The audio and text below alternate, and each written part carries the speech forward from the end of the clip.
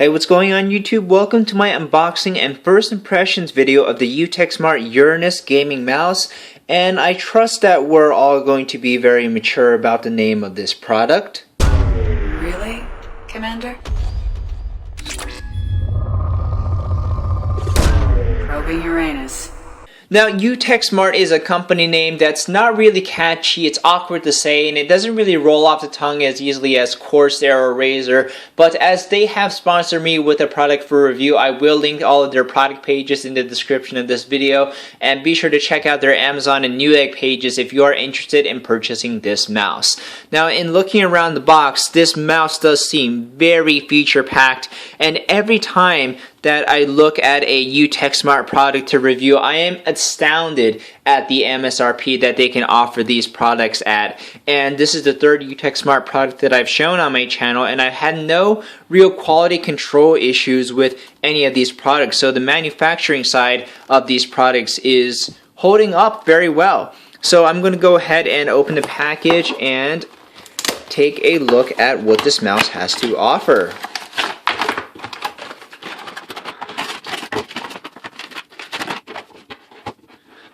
Starting by looking at the mouse's body, you have the UtechSmart logo that will glow once this mouse is powered on. You have a very large hump in the middle of the mouse that aligns with the knuckle area of your hand if you're trying to palm the mouse entirely. The mouse in overall size, I would compare it to a Death Adder. It's pretty close in size to a Razer Death Adder, but you can claw grip it pretty well. On the left, you have this recessed area. So I really like how they have this recessed area for your thumb to sit. And there are count them, 5 programmable buttons. Next to the left click, you have a power button. It's advertised as a power button, but this is effectively a triple click. But using the UtechSmart included software, you can change that to be whatever you want it to be. You have your DPI adjustment buttons and additional programmable buttons, a regular right click, and the scroll wheel that, I personally prefer my scroll wheels to be very clicky and tactile, but this is one of those glidey type of scroll wheels. You can feel the click in between each level of scroll, but again, this is entirely personal preference. I like my scroll wheels to be very hard in between clicks. Pressing down on the clicking of the scroll wheel is very easy to do, and I use this button a lot to knife in my FPS games. So this isn't a button, but I really like this recessed area.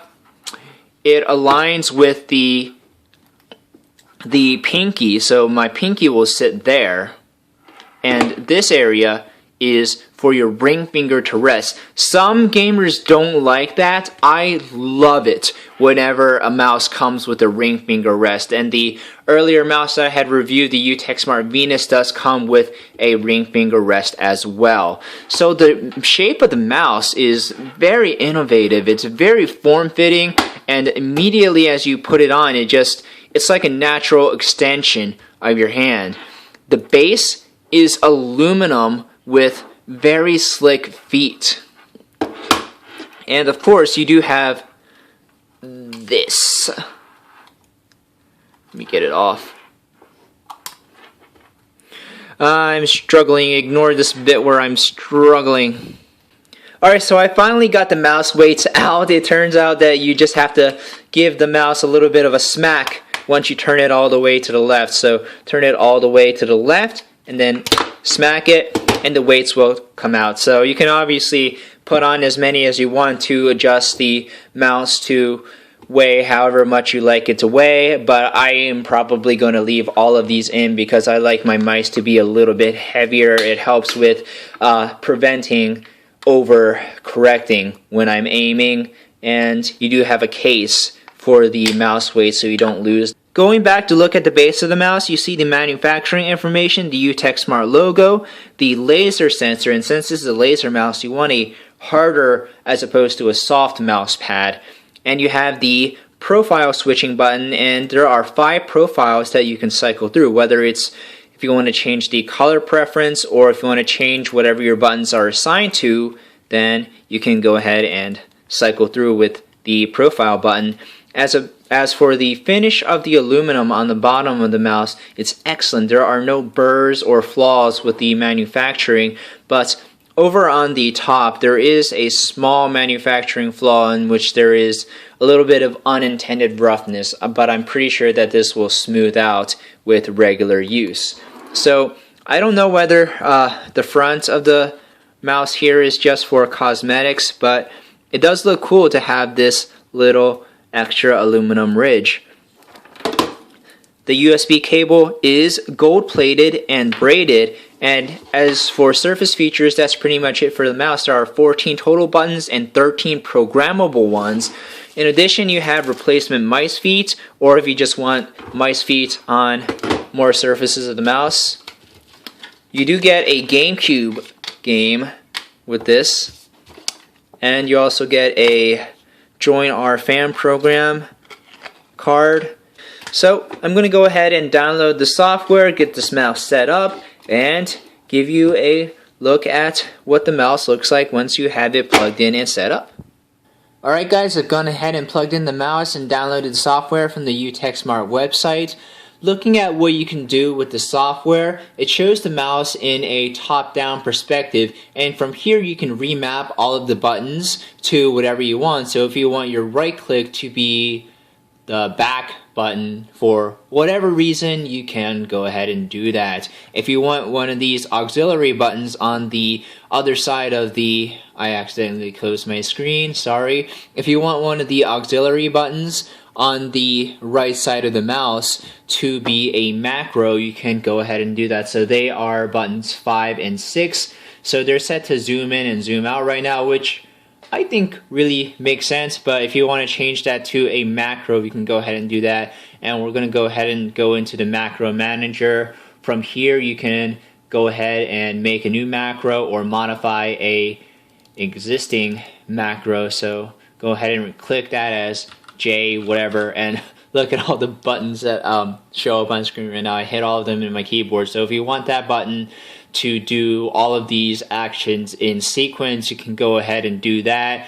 You can insert delays and time them very specifically, because timing is very important for fighting games and MOBAs, maybe even real-time strategy games. But in any game that you would really need a macro, like an MMO RPG, how did I forget to mention MMO RPGs? You can go ahead and play around with the macro manager. It's not really difficult once you get the hang of it. I've used a macro manager before for the UtechSmart Venus mouse that I've reviewed from UtechSmart, so go ahead and click on the video shown within the video. There's an annotation that will take you to the review of the UtechSmart Venus mouse if you want to watch that review. But what was I talking about before? Yeah, go ahead and play around with the macro manager, and there are really infinite numbers of macros that you can create and save and map to all of the keys if you want. So mapping the top buttons is pretty easy. There's not much more to say in terms of mapping the top buttons. You can even have these buttons be media keys if you want. So yeah, that's pretty cool. And over on the right side of the software window, you can customize your acceleration value to whatever you want, but I highly recommend that you leave acceleration at the lowest value, which is off entirely, because that's the setting that most pro players recommend. I do know that some pro players back in the days when Quake and arena style shooters did use custom acceleration values that they modified using their mouse drivers, but then again, that was in the day where there weren't any aiming down sights. You only had basically hip fire all the time. But in terms of modern first-person shooters, pretty much every pro player doesn't use acceleration because it's easier to learn not using acceleration compared to using mouse acceleration. And moving on, we can change the pointer speed to whatever you want. The scroll speed, that's referring to the scrolling wheel, and you can modify the sensitivity that the computer will pick up your double taps. If you want quick double taps, then I think you would go to higher speed. And if you want the computer to have a little bit of delay in between recognizing double taps, you would move it down, I believe. So yeah, for polling rate, there's not really a reason not to use 1000 Hertz. Higher is always better unless you're playing COD Advanced Warfare, which in cases of users that have greater than 2000 Hz polling rate, the mouse input values are glitched because the game engine can't keep up with polling rates that are that high, which is kind of hilarious. But moving on, you can move the display to the side of the mouse, and here are 5 more buttons that you can remap to whatever you want. You can have them be macros, or you can have them be keyboard keys, whatever floats your boat. And here you have different levels of DPI. By default, the DPI adjustment on the mouse are these 2 buttons over here. So, oh wait, let me move to a profile that does have DPI adjustment over here. So, nope, not profile 1, profile 3, is it? Yes, it's profile 3. So profile 3 has these 2 buttons as DPI adjustment, and obviously if you want to move DPI adjustment over here, you can do that. So I'm going to go ahead and adjust the DPI to whatever we want, and you can have the scaling of the DPI over here be whatever you want. So if you want the first level of DPI without the lights to be 1000, you can go ahead and do that, or you can have them be 50, which is what I did, and you can adjust the DPI values independently. So if you want to do something really crazy like jack up your Y sensitivity all the way up and your X sensitivity all the way down, then you can go ahead and do that. Let's see what it looks. Oh wow, that is freaking crazy. But 16,000 DPI is impractical for any kind of application that I can think of, unless you're gaming at 8K resolution. Then you don't really want anything more than, say, 10,000 DPI. I mean, I'm still at 2,000 DPI for 1080p gaming. If I was doing 1440p, then maybe I want 3500. If I was at 4K, then I'd probably want 5,000.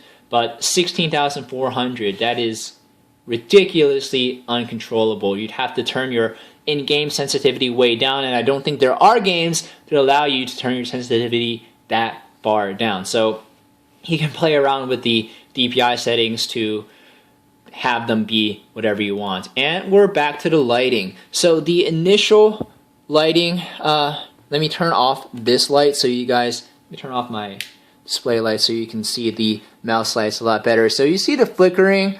There is no flickering, there is breathing of the light, which means that it's going to, well, light breathing. How do I describe light breathing? It's just going to dim and get brighter depending on the speed that you set the breathing speed at. So if I want to turn it to high, then it's going to go dim and bright in very quick manner, and low, well, gosh, this camera recording setup doesn't really do it justice. In actuality, when you're viewing the lighting with your naked eye and not through a video, the light doesn't flicker. It gets dimmer and brighter, but it's constant. It's a constant brightness curve as opposed to the flicker you're seeing. So there's not going to be a flicker. But the lighting of the scroll wheel and the DPI adjustment is locked. The DPI adjustment will always be red, and the top light of the scroll wheel will be in accordance to whatever profile you're on. So profile 3 is on blue, so profile 2 is green, and profile 1 is yellow, and profile 4 is purple, and profile 5 is orange red.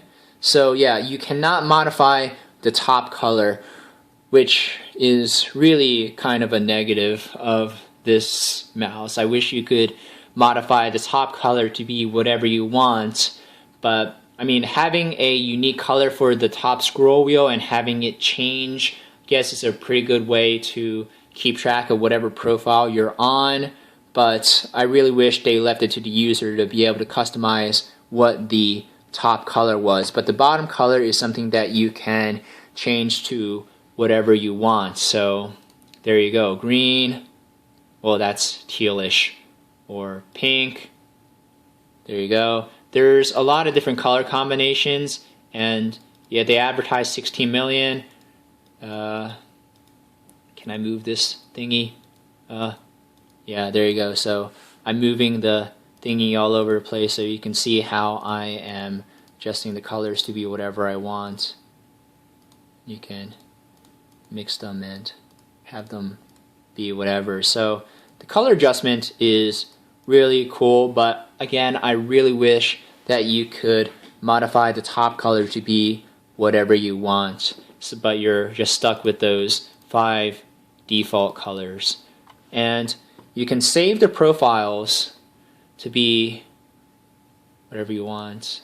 So yeah, just you saw the save menu pop up, so there you go. And on here you can change the macros or save macros to each profile. I don't know if this mouse has onboard memory. I guess if I read the box a lot more, the quick start guide, then I would know whether it has onboard memory. I don't think it does. Please, anybody from UtechSmart, if you're watching this video, correct me if I am wrong about whether this mouse has onboard memory. But yeah, you can save the profiles. You don't have to have profiles set up to plug in this mouse and play. The mouse will play on anything. I've even tried it on a MacBook. The mouse will work. But if you want to be able to customize the buttons, just download the software from the UtechSmart website. I'm going to go ahead and link it in the description.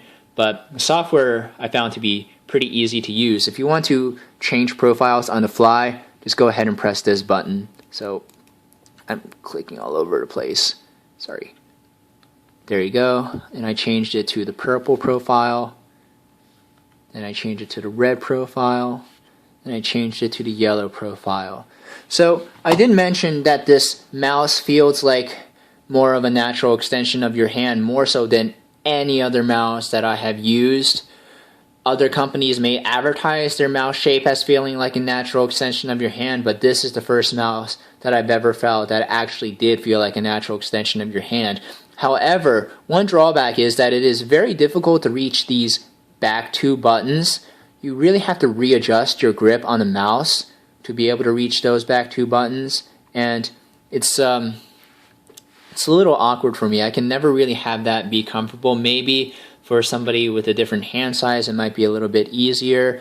The front 3 buttons, based on where I like to hold my thumb, are pretty accessible. The DPI buttons on the left, and especially the auxiliary buttons on the right, are very difficult to reach. The first level of DPI adjustment here is pretty easy to reach, but the second one is, no matter how I grip the mouse, it's very difficult for me to reach. I have to really make a lot of readjustments to how I grip the mouse. And over here, I guess you can move down with your middle finger to hit these buttons, but it is really a lot of readjusting that you have to do to be able to hit these buttons. So if you are playing a game that requires you to be really quick and on the fly, there's a lot of better mice that can get the job done, like the UtechSmart Venus mouse. Again, click on the video description to view that video if you want to watch it. But the first 3 buttons, pretty easy to reach. The back 2 really have to readjust a lot, not in a very comfortable way. These 2 buttons, I mean, I'm still not very comfortable with these 2 buttons. I really wouldn't recommend using anything for these buttons, having these buttons mapped to anything that you would need to access quickly. So thank you very much for watching my review of the UtechSmart Uranus gaming mouse. One of the major positives of this mouse is the shape. I really like the ring finger rest, and I really like the place that you have to put your pinky on here, or you can have the pinky scrape against the mouse pad if that's what you like. The inlet here for your thumb is a very comfortable place for it. But one of the major negatives of this mouse is how awkward it is to reach the back 2 buttons on the left side of the mouse, and how uncomfortable it is to reach all but one of the auxiliary buttons on top of the mouse. And this button, you can map it to whatever you want. By default, it's assigned as a triple click, but again, with the really excellent software. You have control over what you want to put this as. I wish the software opened in your system tray. I don't think it does. I mean, it saves all of your profiles to the mouse, but so when you boot up the computer, everything is going to be saved and you don't have to open up the software. But if you wanted to access the software real quickly, I wish it minimized to your system tray. Again, I don't remember whether this mouse has onboard memory or not. I guess that's my fault for not doing my research and reading the box or the quick start guide. But if it does, then that's a huge bonus. The MSRP for this mouse is $29, which is really competitive, and really I think it's a great price point. Is this the perfect mouse for me? No, definitely not. I really like my mice to have more of a minimalistic look and feel, but I do think that somebody looking for budget gaming peripherals will really enjoy the UtechSmart Uranus gaming mouse. Thank you guys again.